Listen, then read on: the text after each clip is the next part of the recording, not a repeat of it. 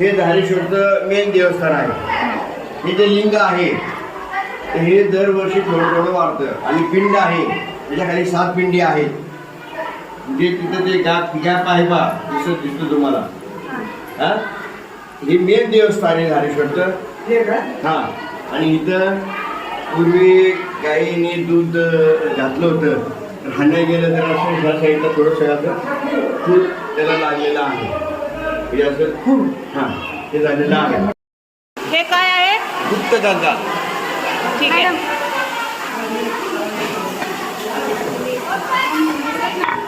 Mobile दिसत खाली हे पालखी असते खेळी येते. याच्यावर इथले मराठी जे हे आहेत मानकरी आहेत त्यांना महाराजांचं दीक्षित येतं. दक्षिण लावतात तिथून येतात ते